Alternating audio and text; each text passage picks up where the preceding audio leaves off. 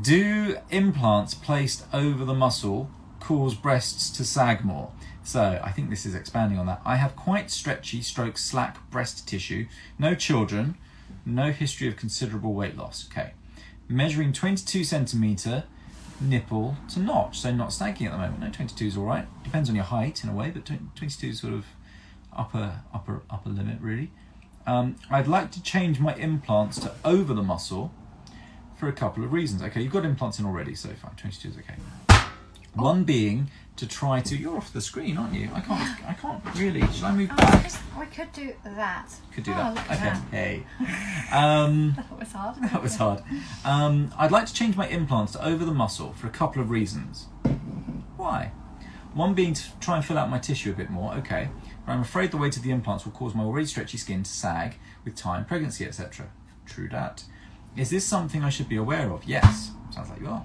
To be honest, I would rather sagging breasts with implants over the muscle than sagging breasts with implants under, but just don't want to do something that might contribute to the potential sagging and make it far worse in the future. I hope this question makes sense. Thanks so much. Right, did you all follow that? It was. I'm going to recap. So it's someone who's got breast implants in already. The breast implants are under the muscle, but they want to go over the muscle to try to fill out the tissue a bit more. Is that the only reason? That's the only reason I could see that you want to go over the muscle. Okay, it's perfectly possible to have projecting breast implants and projecting breasts with your implants under the muscle. I usually go dual plane. I mean, it's true. It's true.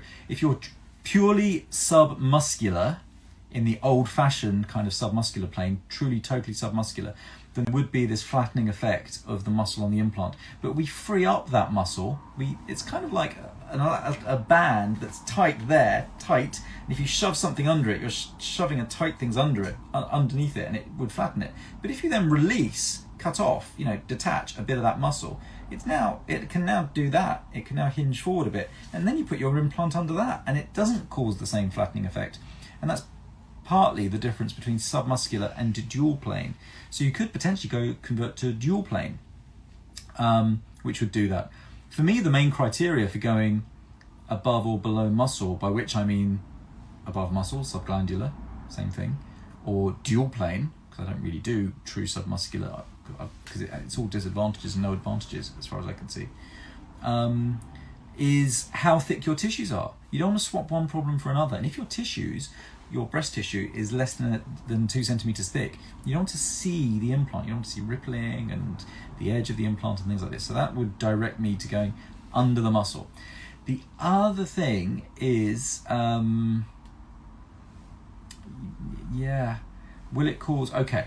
Now some of the other things you said there are reasonable enough suggestions, and you've said you'd rather have, if your breasts do become saggy in the future, your implants above the muscle than below. And that actually does make some sense, and I'll explain why if the other people watching this haven't followed that. When you've got an implant that's under the muscle, it can be suspended, it can be supported. Remember I said it's like a band, like an implant held under a band?